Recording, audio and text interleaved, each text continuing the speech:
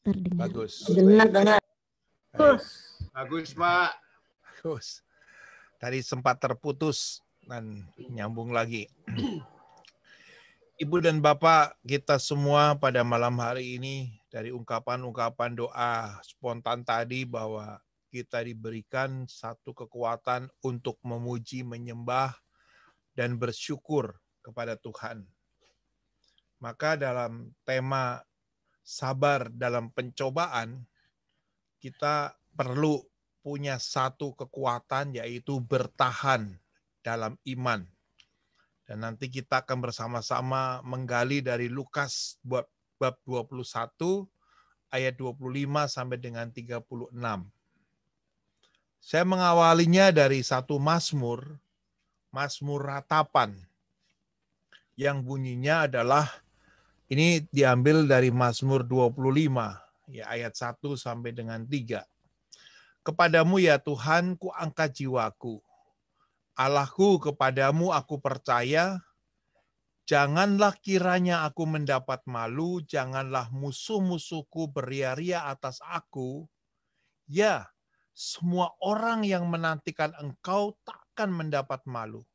Yang mendapat malu ialah mereka yang berbuat khianat dengan tidak ada alasannya.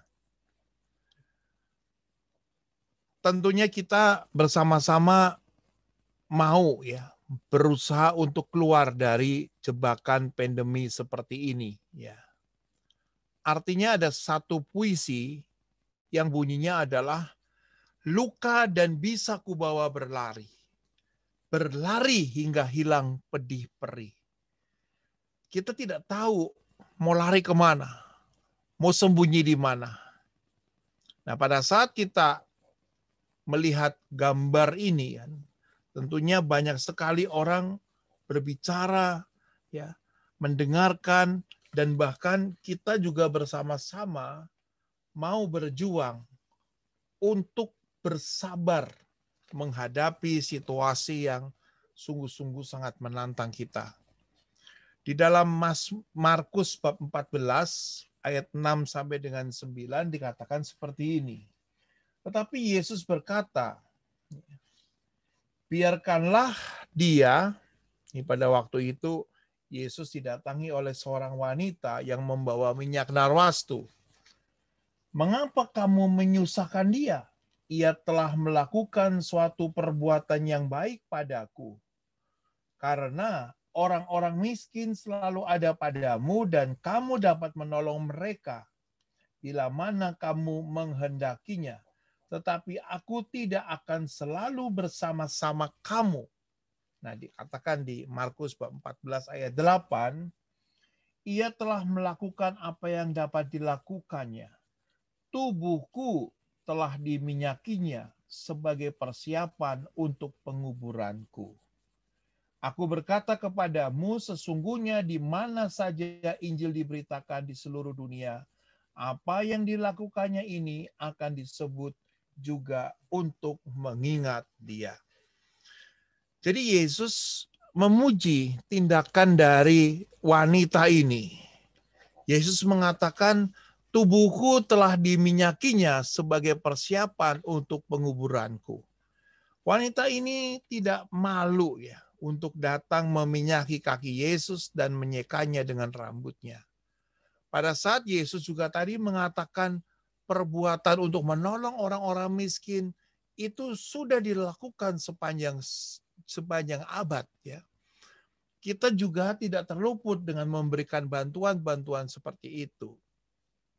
Namun sekarang kita seperti wanita ini berusaha untuk mencurahkan hati kita, jiwa kita, minyak narwastu kita di hadapan kaki Yesus dan menyekanya dengan rambut kita. Artinya di sini ada sesuatu yang jauh lebih dalam. Sebentar lagi kita akan berdoa bersama-sama untuk saudara-saudara kita yang membutuhkan pertolongan melalui doa-doa. Bahwa kita perlu saling mengurapi satu sama lain. Kita perlu saling meneguhkan satu sama lain. Kita perlu juga mengobarkan semangat lagi Dan itulah yang disebut dengan tubuhku telah diminyakinya sebagai persiapan untuk penguburanku. Wanita ini mengakui Yesus sebagai Mesias, sebagai yang diurapi, dan dia melakukan satu tindakan nyata, mengurapi kaki Yesus dengan minyak narwastunya. Oleh karena itulah, pada saat kita juga sekarang diperhadapkan dengan situasi yang sungguh-sungguh, ada banyak sekali saudara-saudara kita yang tadi disebutkan oleh Pak Rudi dan teman-teman bahwa kekuatan-kekuatan itu sudah ada di depan mata kita, sudah ada di depan rumah kita. Luka-luka yang diderita oleh manusia, kehancuran dalam berbagai bentuk terus melanda zaman ini. Mulai dari zaman Nuh, di mana banjir melanda. Dan sampai sekarang pun pada saat bangsa Israel juga ada di padang gurun, di mana semua orang juga harus mengalami kematian, sehingga tidak ada lagi obat yang harus disembuhkan. Dan kita bertanya, kehancuran dalam berbagai bentuk terus melanda zaman ini. Mulai sejak dari zaman Nuh, dan bahkan kita sekarang ada dalam situasi seperti ini. Apa yang dikatakan oleh Injil sebagai satu tanda kehancuran di zaman Yesus juga nyata di zaman kita. Terutama apa yang dirasakan oleh saudara-saudara kita pada saat ada di zaman Yesus.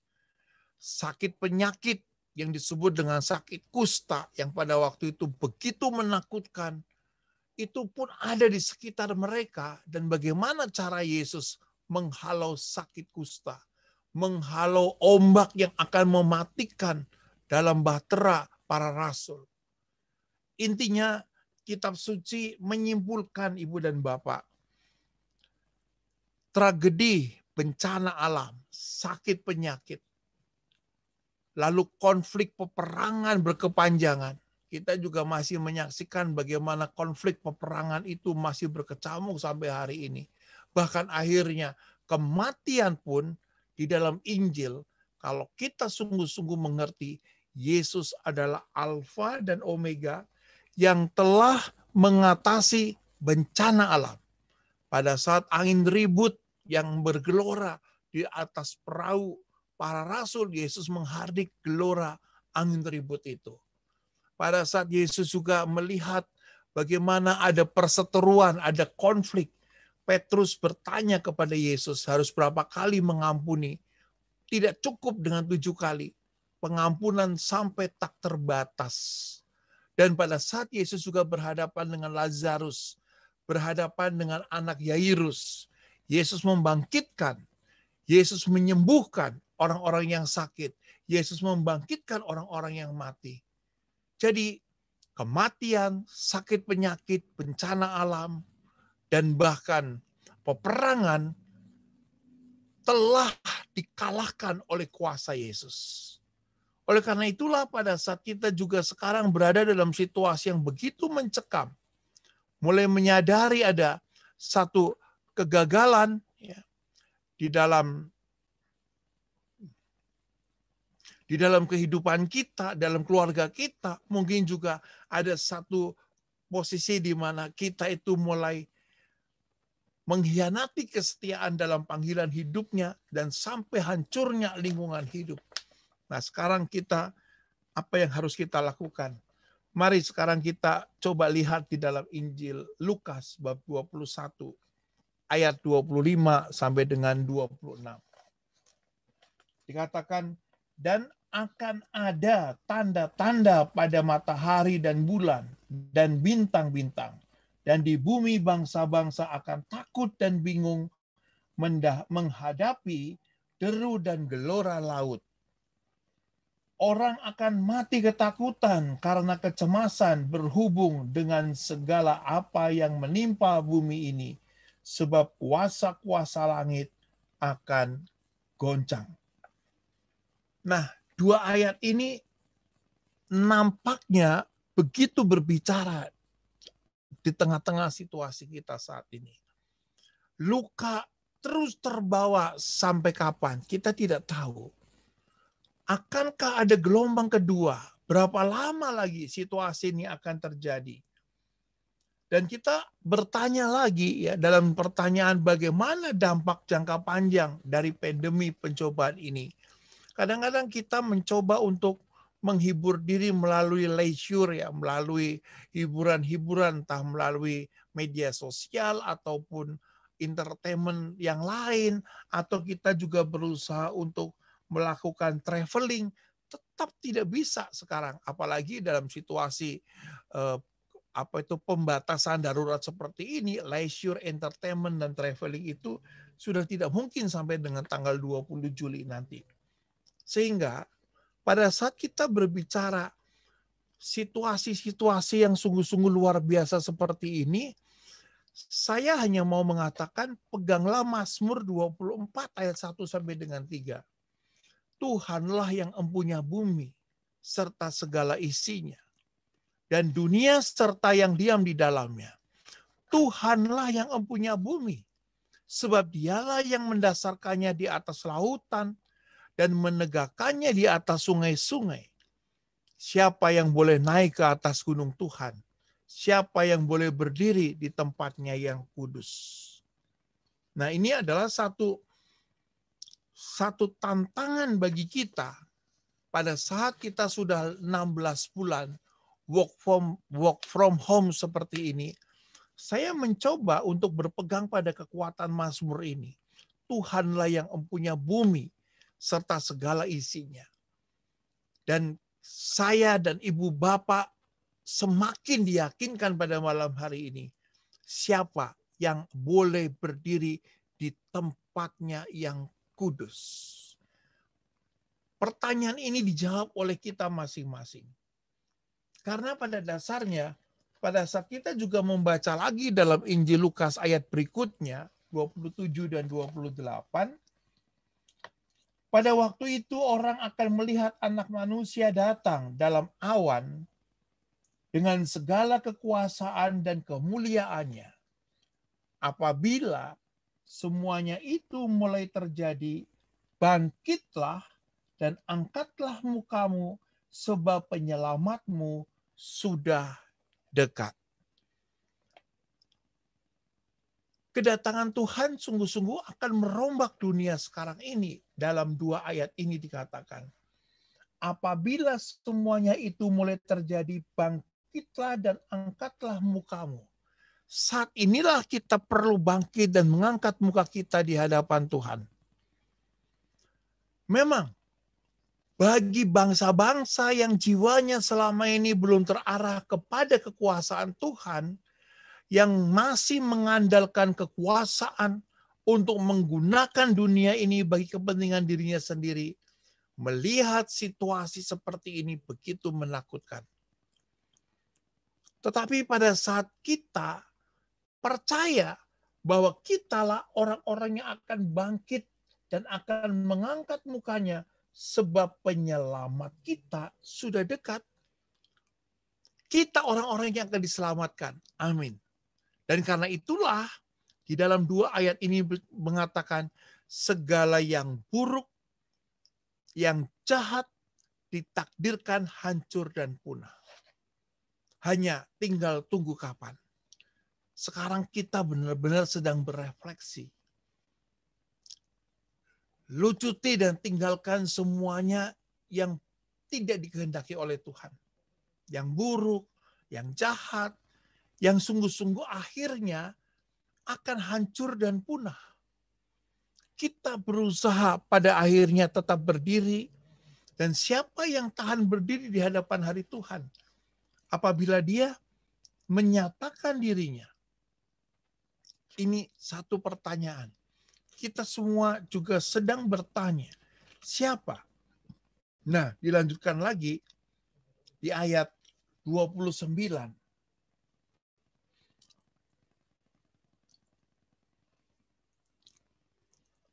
Di ayat 29 dikatakan seperti ini. Lalu Yesus mengatakan perumpamaan ini kepada mereka. Perhatikanlah pohon ara atau pohon apa saja. Apabila kamu melihat pohon-pohon itu sudah bertunas, kamu tahu dengan sendirinya bahwa musim panas sudah dekat.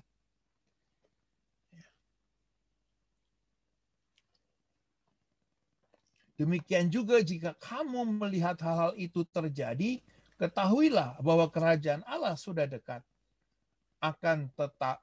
Aku berkata kepadamu, sesungguhnya angkatan ini tidak akan berlalu sebelum semuanya terjadi. Yesus memberikan satu ilustrasi ya, pada saat semua akhirnya yang buruk, yang jahat akan punah. Yesus memberikan satu ilustrasi seperti ini. Bagi orang beriman, tak ada alasan untuk terus memegang rasa takut penuh kecemasan tiada menentu. Memang sudah 16 bulan ini kita ada dalam situasi work from home. Nampaknya Tuhan itu ada tetapi tersembunyi. Kita mau lari kemana? Bahkan tadi dikatakan sudah ada di depan pintu rumah kita. Bahkan justru pada saat kita berada dalam kekuatan ini, kita harus bangkit berdiri dengan tegap dan mengangkat mukanya dengan penuh kegembiraan. Kalimat ini memang sulit. Ya. Saya coba renung-renungkan ini, tetapi beberapa bulan yang lalu, pada saat suatu pagi di mana cerah ya ada matahari, lalu kemudian saya tidak ada lagi rasa cemas takut karena kalau ada mendung dan hujan besar, saya pasti takut wah ini rumah kebanjiran lagi dan seterusnya. Tetapi pada suatu hari saya disadarkan dengan dia ada tetapi tersembunyi. Nah ini saya melihat pohon pisang yang begitu aneh ya bentuknya, tetapi toh dia hidup. Dan saya juga melihat anibul saya ya, piaraan saya di rumah, dia tetap ceria. Itulah yang kemudian saya temukan bahwa Tuhan masih memelihara flora, tumbuh-tumbuhan. Tuhan masih menyelenggarakan fauna. Oleh karena itulah Tuhan ciptakan manusia di muka bumi ini tidak sendirian. Ada tumbuh-tumbuhan, ada dunia hewan. Dan pada saat kita melihat bagaimana tumbuh-tumbuhan itu juga masih tetap berbunga, masih tetap hijau, masih tetap ada kumbang dan kupu-kupu yang mendekati, di situ saya menemukan satu hikmat, Tuhan masih memelihara alam semesta ini. Pada saat saya juga melihat bagaimana anibul saya kan begitu ceria, begitu mengibas-ngibaskan ekornya, Tuhan masih menggerakkan satu kehidupan kepada makhluk yang lemah ini. Jadi tadi yang saya katakan bahwa dia ada tetapi tersembunyi. Lalu kemudian begitu saya melihat pohon, begitu melihat hewan, mereka masih juga menjalankan satu kegiatan dan kehidupannya seperti itu. Di situ saya punya satu keyakinan baru. Tuhan masih menyertai dunia ini. Kita tidak akan pernah berhenti untuk yakin dalam situasi ini. Oleh karena itulah Ibu Bapak, pada saat Tuhan juga memelihara tumbuh-tumbuhan, Tuhan memelihara makhluk hewani ini, apalagi kita yang Tuhan ciptakan sebagai segambar dengan Dia. Di dalam 1 Korintus bab 6 ayat 19, kita adalah manusia yang diciptakan istimewa di atas tumbuhan dan hewan. Bahkan Rasul Paulus menyimpulkan tubuh kita adalah bait Roh Kudus. Nah, sekarang kita tertantang lagi. Kalau memang tubuh kita adalah bait Roh Kudus, namun dengan situasi 16 bulan terakhir ini, banyak sekali saudara-saudara kita yang begitu kita kasihi harus mengalami situasi hidup yang tidak kita inginkan. Mengapa? Mengapa bisa seperti itu? Kita bertanya lagi.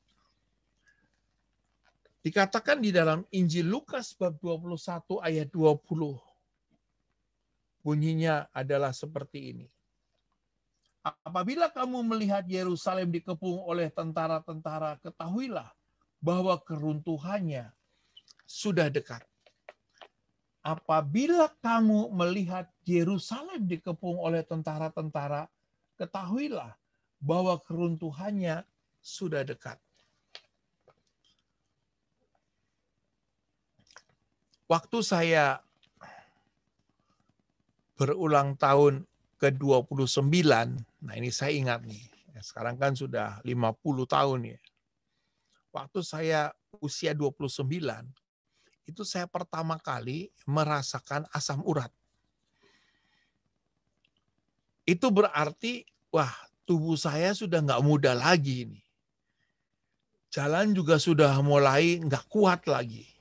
Apalagi kalau lututnya sudah mulai bengkak, wah harus hati-hati ini. Dan terus berlangsung ya. Jadi sebelum pandemi ini pun sinyal-sinyal di dalam tubuh kita, seperti juga Yerusalem di sini, apabila kamu melihat Yerusalem dikepung oleh tentara-tentara, ketahuilah bahwa keruntuhannya sudah dekat. Tetapi kemudian saya mulai dikuatkan lagi. Kalau saya ada asam uratnya, makanan harus diet. Jangan makan emping, jangan makan jeroan, jangan makan ini. Supaya apa? Saya tidak mengalami sakit penyakit. Tapi kalau sudah tahu-tahu ada potensi asam urat, emping juga dihabisin, jeroan juga dihabisin, jangan salahkan Tuhan. Karena ada orang yang mengatakan sakit asam urat itu sakitnya orang senang. Nah, itulah persoalannya. Jadi pada saat kita juga sudah mulai menyadari ya, ada hal-hal yang mengitari kehidupan kita, dan bahkan saya mulai baca lagi buku-buku setelah usia 40, di dalam tubuh kita itu tidak ada lagi sel-sel yang hidup. Tidak ada sel-sel baru yang tumbuh. Yang ada adalah terjadi pembakaran, lalu akhirnya menjadi hangus dan hilang. Salah satunya contohnya rambut mulai ada yang putih. Tidak ada lagi punya pigmen-pigmen untuk bisa mempertahankan warna hitam. Itulah tanda-tandanya. Tetapi kita tidak perlu berkecil hati, Ibu dan Bapak. Namun kita belajar dari cara Yesus. Waktu Yesus melihat kota Yerusalem, ini ada satu gambar Yesus menangis. Di sebuah altar gereja Dominus Flevit. Diceritakan kalau kita berkunjung ke Yerusalem, lalu mengunjungi gereja ini, pada waktu Yesus berjalan menuju kota Yerusalem, Yesus menangis. Apa yang Yesus tangisi? Kota yang adalah tempat suci, tapi di tempat itu juga bukan lagi kota kudus, tetapi dikatakan dalam istilah Yunani, Jerusalem, Jerusalem, sumber kezoliman. Para nabi dibunuh di kota Yerusalem. Disitulah yang Yesus tangisi. Sekarang juga saya menyadari, kalau kemudian saya mulai, coba-cobalah icip-icip sedikit, makan emping kayak apa. Akhirnya asam uratnya kambuh, saya yakin Yesus juga menangisi, Agus, kenapa kau nggak jaga makanan? Kenapa kau nggak sayang tubuhmu? Tubuhmu dipakai untuk pewartaan. Tapi kalau kakinya bengkak, bagaimana caranya? Yesus menangisi itu. Demikian juga saat ini, kita diajak untuk prokes, protokol kesehatan. Laksanakan itu. Jangan sampai lengah. Sebab apa? Tubuh kita adalah tubuh yang dipenuhi oleh Roh Allah. Jangan menjadi Jerusalem, sumber kezoliman. Oleh karena itulah ada istilah lain untuk Yerusalem, yaitu Jeruzalema, Jerusalem. Ada dua, tubuh kita mau menjadi sumber kezoliman atau sumber shalom.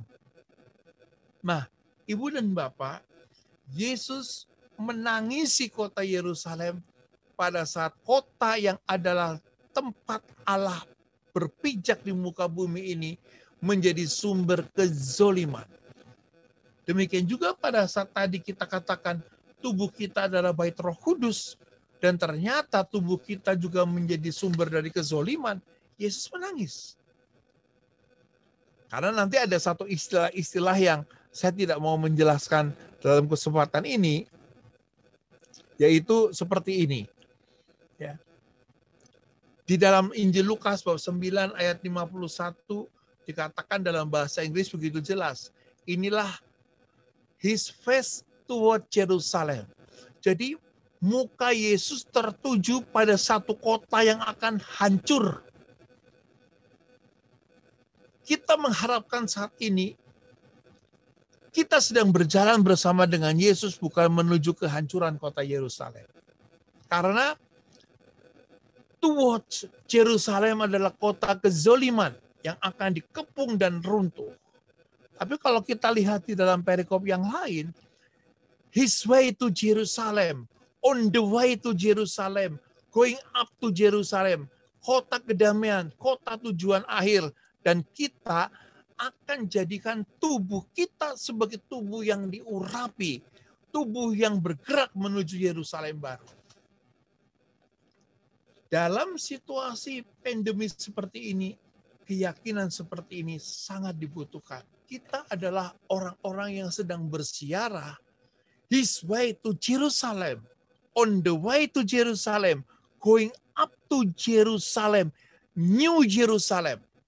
Kehidupan tubuh yang menjadi sumber kedamaian. Ciptakan itu. Oleh karena itulah, kembali lagi di ayat 34 dan 36 bunyinya seperti ini. Jagalah dirimu supaya hatimu jangan syarat oleh pesta pora dan kemabukan, serta kepentingan-kepentingan duniawi, dan supaya hari Tuhan jangan dengan tiba-tiba jatuh ke atas dirimu seperti suatu jerat. Di ayat 36, berjaga-jagalah senantiasa sambil berdoa supaya kamu beroleh kekuatan untuk luput dari semua yang akan terjadi itu, dan supaya kamu tahan berdiri di hadapan Anak Manusia. Nah, inilah orang-orang seperti saya dan saudara-saudara semua adalah orang-orang yang sedang menuju Yerusalem.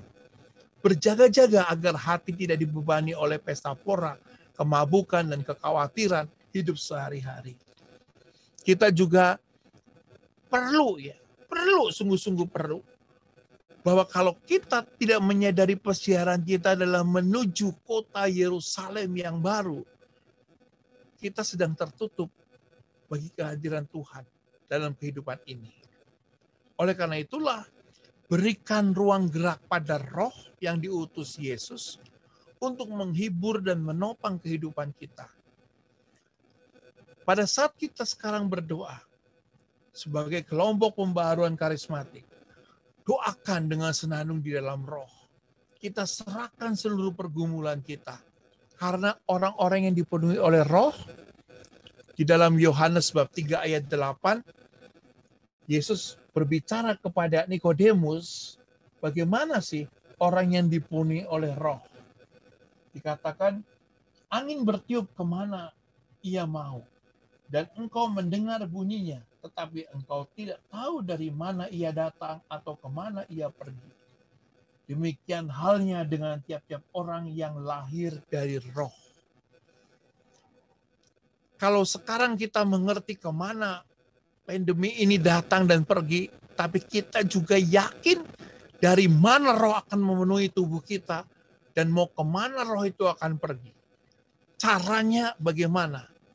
Sadar bahwa kita adalah orang yang sederhana. Simple, no face. Karena orang yang sederhana, orang yang lapang adalah seperti juga angin yang suka dengan keadaan yang sangat kosong untuk dipenuhi. Jangan dijejali oleh berbagai macam banyak hal dalam diri kita, tapi cobalah pada saat-saat kita bersandung di dalam roh, maka kehidupan kita menjadi rileks, hati kita menjadi lapang, dan roh memenuhi seluruh kehidupan kita, dan saat itulah seluruh tubuh kita sedang berjalan menuju kepada Yerusalem. Ini harapan dari kita.